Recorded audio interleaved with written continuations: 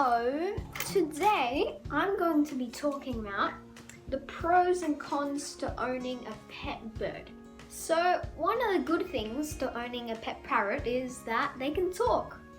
Talking is really cool, especially because it's an animal and it talks.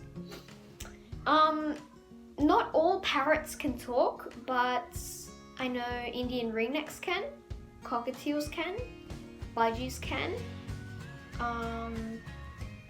There's a lot of other ones that can talk. African greys can, and yeah, there's a lot more that can talk, and it's really cool. Yeah, so how to teach a parrot to talk. You repeat a word that you want it to learn every day. You say it to them, and they start talking at 8 months. So if you have them as a baby, you can talk to them, and up to 8 months, they're going to start saying the word that you want them to. But you have to be very patient because it's not going to take one day for them to learn a new word. So one of the cons to owning a pet parrot is that they are so messy. Oh my god, they are really messy. For example, when Lorita eats a carrot, she bites it and then just sucks all the juice out, and then she flings that piece of carrot, and she repeats that until she finishes the carrot. As a result, you get an explosion of little pieces of carrot everywhere. Also, one time she was in her sleeping cage. She was in the laundry because she sleeps on top of the washing machine, and she was there, and her cage was covered by a blanket. And when I went to uncover her, so to put her in her big cage, on the side of the washing machine there was a poop. One of the world's greatest mysteries is, how the hell do birds poop outside their cage when they're inside? I don't know. Nobody knows. One of the good things about owning a parrot is that they're really funny. Some birds, if you put on music, they start bobbing their heads and they start to dance. And they're really funny. There's also this one YouTube video that this bird, sun conure, I think it is, has a cup and it just starts vibrating. Look, I'll put on the screen now.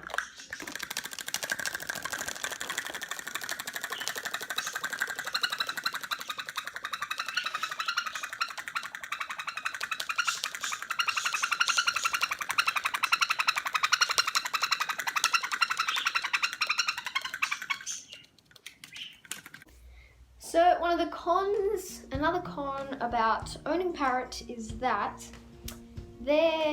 when they grow older and, so when they're going through teen years, they go through this bluffing stage.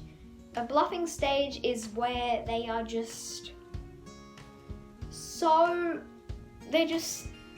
oh my god, they just bite you, and they're really aggressive, and their mood changes a lot. They're really aggressive, and then they like you, and then they bite you, and they scream. And okay, so basically birds are little 2-year-olds that throw tantrums.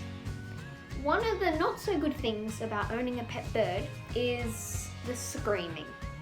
So there are a couple reasons that your bird could be screaming. One of them is that you're leaving them alone too long in their cage and too often.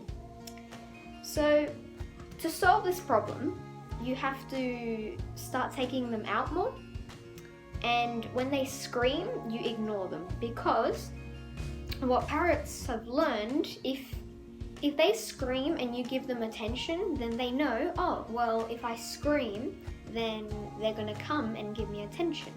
And that's what parrots crave. They crave attention. They love attention.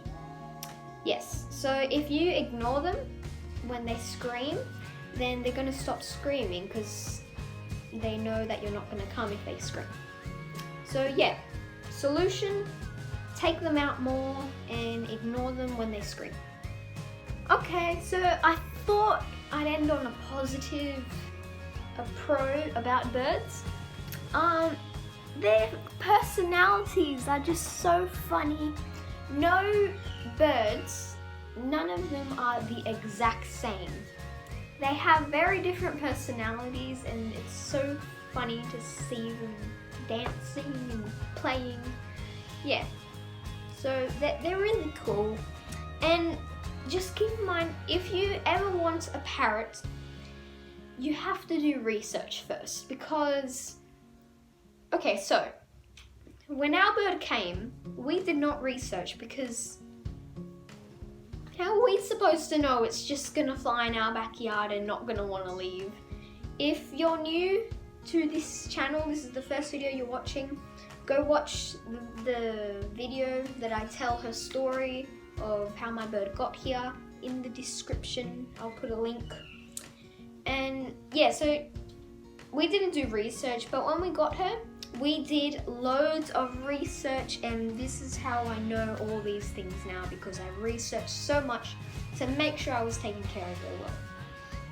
Obviously, we've made mistakes, like when we were like starting out taking care of her, we bought her a seed mix, a seed diet mix thing. Like that isn't okay. Like you can't give birds an all seed diet, because like they're not, because seeds and like nuts have a lot of fat, and in the wild they eat that, and that's really good for them because they're flying miles each day and they're burning all that fat.